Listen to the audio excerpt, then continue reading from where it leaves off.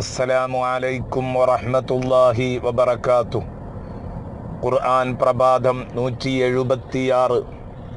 അൽഹംദുലില്ലാഹി റബ്ബിൽ ആലമീൻ വസ്സലാത്തു വസ്സലാമു അലാ സയ്യിദിൽ മുർസലീൻ വഅലാ ആലിഹി വസ്വഹ്ബിഹി അജ്മഈൻ. ബിസ്മില്ലാഹിർ റഹ്മാനിർ റഹീം. قد أفلح من تزكى وذكر اسم ربه فصلى صدق الله مولانا العظيم. പ്രിയപ്പെട്ട സുഹൃത്തുക്കളെ, ഇൻഷാ അല്ലാഹ് നാളത്തെ ക്ലാസ്സോടുകൂടെ സൂറത്തുൽ അഅ്ലയുടെ ഭാഗങ്ങൾ നാം അവസാനിപ്പിക്കുകയാണ്. ഇന്ന് നാം ചർച്ച ചെയ്യുന്നത് കഴിഞ്ഞ ദിവസം നാം പറഞ്ഞു വെച്ച അള്ളാഹുവിൻ്റെ ആരുറപ്പുള്ള ഉപദേശങ്ങളെ തള്ളിക്കളയുന്നവൻ്റെ ദുര്യോഗം. അല്ലദീ യസ്ലന്നാറൽ കുബ്ര സുമ്മ ലാ യമൂതു ഫീഹാ വലാ യഹ്യ. തീർച്ചയായും ഒരു സ്വസ്ഥതയുമില്ലാത്ത, ഒരു സമാധാനവുമില്ലാത്ത, എല്ലാ യാതനകളും വേദനകളും പ്രയാസങ്ങളും സഹിക്കേണ്ടി വരുന്ന നരകത്തിൽ പ്രവേശിച്ച് കത്തിക്കരിയലായിരിക്കും എന്നാണ് നാം പറഞ്ഞു വച്ചത്.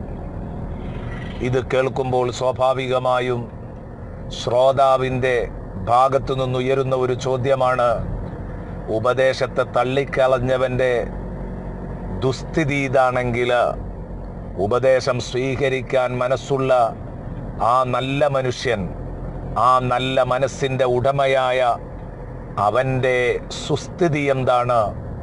അവൻ്റെ അവസ്ഥ, അവന് കിട്ടാൻ പോകുന്ന പ്രതിഫലം എന്താണ്? അവിടെയാണ് അല്ലാഹു തആല തീർച്ചപ്പെടുത്തി പറയുന്നത്, ഖദ് അഫ്ലഹ മൻ തസക്ക. തീർച്ചയായും വിജയിച്ചിരിക്കുന്നു. ഖദ് അഫ്ലഹ, തീർച്ചയായും വിജയിച്ചിരിക്കുന്നു. മൻ തസക്ക, പരിശുദ്ധി നേടിയവൻ. കുഫറിൽ നിന്നും തെറ്റുകുറ്റങ്ങളിൽ നിന്നും ഉപദേശം കേട്ട് പരിശുദ്ധി കൈവരിച്ചവൻ ആരാണോ അവൻ വിജയിക്കുക തന്നെ ചെയ്തിരിക്കുന്നു. അങ്ങനെ ഹൃദയം ശുദ്ധിയാക്കി ഈമാൻ ഉറപ്പിച്ച് അതിനുശേഷം വദക്കറ സ്മ റബ്ബിഹി ഫസ്വല്ല, അള്ളാഹുവിൻ്റെ പേര് പറഞ്ഞ് അവൻ്റെ രക്ഷിതാവിൻ്റെ നാമം പറഞ്ഞുകൊണ്ട് നിസ്കരിക്കുകയും ചെയ്തവൻ വിജയിച്ചിരിക്കുന്നു. രക്ഷിതാവിൻ്റെ നാമം പറഞ്ഞു എന്ന് പറഞ്ഞതിൻ്റെ അർത്ഥം നിസ്കരിക്കാൻ നിൽക്കുന്നതിൻ്റെ മുമ്പ് തക്ബീറത്തുൽ ഇഹ്റാം ചൊല്ലുന്നതിനെക്കുറിച്ചാണ് എന്ന് പണ്ഡിതന്മാർ തഫ്സീർ ഗ്രന്ഥങ്ങളിൽ രേഖപ്പെടുത്തുന്നത് കാണാം. ഇത് വെച്ചുകൊണ്ടാണ് പണ്ഡിതന്മാർ തക്ബീറത്തുൽ ഇഹ്റാം നിസ്കാരത്തിൽ ഫർളാണ് എന്ന്, അത് നിർബന്ധമായ ഭാഗമാണ് എന്ന് പറഞ്ഞതും കൂടെ ഈ ആയത്തിൽ നിന്നും കൂടെ അതിന് തെളിവ് പിടിച്ചിട്ടുണ്ട് എന്നെൻ്റെ പ്രിയപ്പെട്ട സുഹൃത്തുക്കളെ ഉണർത്തുകയാണ്. വദക്കറ സ്മ റബ്ബിഹി, അള്ളാഹുവിൻ്റെ പേര് പറഞ്ഞ് അല്ലാഹു അക്ബർ എന്ന് പറഞ്ഞ് ഫസ്വല്ല, നിസ്കരിക്കുകയും ചെയ്തവൻ. അപ്പോൾ സംസ്കരണം നേടി ഖൽബ് ഈമാൻ കൊണ്ട് ഭംഗിയാക്കി. അതോടൊപ്പം തന്നെ മൻ തസക്ക എന്നതിന് മറ്റൊരർത്ഥമുള്ളത് ശുദ്ധിയായി തക്ബീർ ചൊല്ലി നിസ്കരിച്ചവൻ എന്ന അർത്ഥപ്രകാരം അതിന് വുളൂ ചെയ്ത് ശുദ്ധിയാവുക എന്നും അർത്ഥമുണ്ട്. മൻ തസക്ക എന്ന് പറഞ്ഞതിൻ്റെ അർത്ഥം, അതായത് തത്വഹറ ലിസ്വലാത്തി, നിസ്കാരത്തിന് വേണ്ടി അവൻ ശുദ്ധീകരിച്ചു, വുളൂ ചെയ്തു.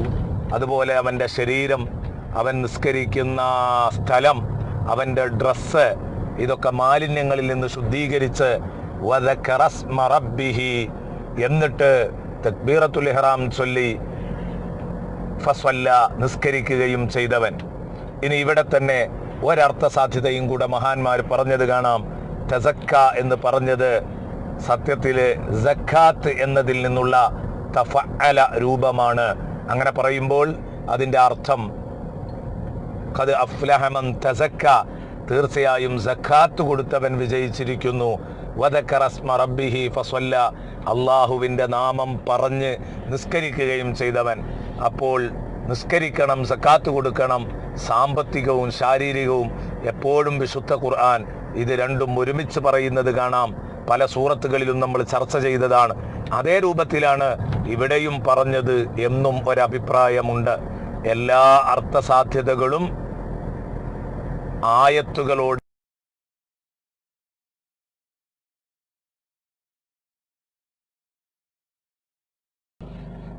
ആയത്തിൻ്റെ ഘടനയോട് പൂർണ്ണമായി യോജിക്കുന്നതാണ്.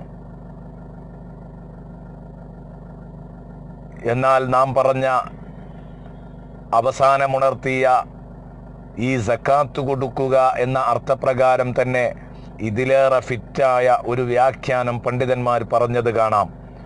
പക്ഷേ ഭൂരിപക്ഷം മഹാന്മാരും നേരത്തെ നാം പറഞ്ഞ വ്യാഖ്യാനങ്ങൾക്കാണ് പ്രാധാന്യം നൽകിയിട്ടുള്ളത്. കാരണം അർത്ഥവ്യാപ്തി കുറഞ്ഞു പോകുമെന്ന കാരണം കൊണ്ടാണ്. സംഗതി അല്പം സങ്കുചിതമാകുമെങ്കിലും വളരെ ഫിറ്റാണ് അതിൻ്റെ തെർത്തീബ്, അതിൻ്റെ ഓർഡർ. ഏതായാലും അർത്ഥവ്യാപ്തി ലഭിക്കാൻ വേണ്ടി നമ്മൾ ഇതുവരെ പറഞ്ഞ അർത്ഥം പറയുമ്പോഴാണ് കൂടുതൽ ഭംഗിയാവുക. എന്നാൽ ഏതാണ് ഈ അർത്ഥസാധ്യത? നമ്മൾ സാധാരണ പെരുന്നാളിന് ഫിത്തുർ സക്കാത്ത് കൊടുക്കും. നാളെ പെരുന്നാളാണെങ്കിൽ ഇന്ന് അസ്തമിച്ചതോടുകൂടെ ഫിത്തുർ സക്കാത്ത് കൊടുക്കും. പിന്നീട് തക്ബീർ ചൊല്ലാൻ തുടങ്ങും. ആ തക്ബീർ ചൊല്ലി അവസാനം നിസ്കരിക്കും. ഇതാണ് സത്യത്തില് ഖദ് അഫ്ലഹ മൻ തസക്ക വദക്കറ സ്മ റബ്ബിഹി ഫസ്വല്ല എന്ന് പറഞ്ഞ മുഫസ്സിറുകളെയും ഖുർആൻ വ്യാഖ്യാതാക്കളെയും നമുക്ക് കാണാം. ഖദ് അഫ്ലഹ മൻ തസക്ക, തീർച്ചയായും സക്കാത്ത് കൊടുത്തവൻ, ഫിത്തുർ സക്കാത്ത് നൽകിയവൻ വിജയിച്ചു. വദക്കറ സ്മ റബ്ബിഹി, എന്നിട്ട് പടച്ച റബ്ബിന്റെ നാമം ഉരുവിട്ടവൻ, അഥവാ അല്ലാഹു അക്ബർ അല്ലാഹു അക്ബർ അല്ലാഹു അക്ബർ ലാ ഇലാഹ ഇല്ലല്ലാഹു വല്ലാഹു അക്ബർ അല്ലാഹു അക്ബർ വലില്ലാഹിൽ ഹംദ് എന്ന് തക്ബീർ ചൊല്ലിയവൻ. നേരത്തെ നാം തക്ബീറത്തുൽ ഇഹ്റാം ചൊല്ലിയവൻ എന്ന് പറയുമ്പോൾ അല്ലാഹു അക്ബർ എന്നാണ് അവിടെ അർത്ഥമാക്കുന്നത്. ഇവിടെ ഈ തക്ബീർ, വിശാലമായി തക്ബീർ ചൊല്ലി ഫസ്വല്ല, എന്നിട്ട് പെരുന്നാൾ നിസ്കരിക്കുകയും ചെറിയ പെരുന്നാൾ നിസ്കരിക്കുകയും ചെയ്തവൻ. അപ്പം ചെറിയ പെരുന്നാൾ നിസ്കാരവും അതിൻ്റെ മുമ്പുള്ള കാര്യങ്ങളുമാണ് ചെറിയ പെരുന്നാളിലെ ഇബാദത്തിനെ കുറിച്ചാണ് ഈ പറഞ്ഞത് എന്നും മഹാന്മാർ പരിചയപ്പെടുത്തിയത് കാണാം. ഇവിടെയാണ് നാം ആലോചിക്കേണ്ടത്. ഒരു ചെറിയ സംശയം അവിടെ വരുന്നുണ്ട്. അതെന്താണ്? ഈ സൂറ, അതായത് സൂറത്തുൽ അഅല മക്കിയാണ്. മക്കി എന്ന് പറഞ്ഞാൽ ഹിജ്റയുടെ മുമ്പ് അവതരിപ്പിച്ചതാണ് എന്ന കാര്യത്തിൽ ഒരു തർക്കവുമില്ല. മക്കത്താണെങ്കിലോ പെരുന്നാളും സക്കാത്തുമൊന്നും ഇല്ലായിരുന്നു. അതുകൊണ്ടും നേരത്തെ നാം പറഞ്ഞ അർത്ഥത്തിന് കൂടുതൽ സാധ്യത വരികയാണ്. ഈ അർത്ഥം അവിടെയും പിന്നിലേക്കാണ് വരുന്നത്. എന്നാൽ അതിനും മറുപടി പറഞ്ഞുകൊണ്ട്, പിന്നെ എങ്ങനെയാണ് ഈ അർത്ഥം പറയുക എന്ന ചോദ്യത്തിന് മറുപടി പറഞ്ഞുകൊണ്ട് ബഹുമാനപ്പെട്ട ഇസ്മായിലുൽ ഹഖി റളിയല്ലാഹു അൻഹു അവിടുത്തെ തഫ്സീർ റൂഹുൽ ബയാനിൽ പറഞ്ഞത് കാണാം. ശേഷം ഇങ്ങനെ ഒരു നിയമം കൊണ്ടുവരാൻ പോകുന്ന റബ്ബിനറിയാമല്ലോ ഇങ്ങനെയൊക്കെ നടക്കും എന്ന്. അതുകൊണ്ട് വരാൻ പോകുന്ന നിയമത്തിൻ്റെ അടിസ്ഥാനത്തിൽ ആ നിയമങ്ങളെ അനുസരിക്കുന്നവരെ പുകഴ്ത്തുകയാണ് അള്ളാഹു ഇവിടെ ചെയ്യുന്നത് എന്നും ഒരു വ്യാഖ്യാനം പറഞ്ഞിട്ടുണ്ട്.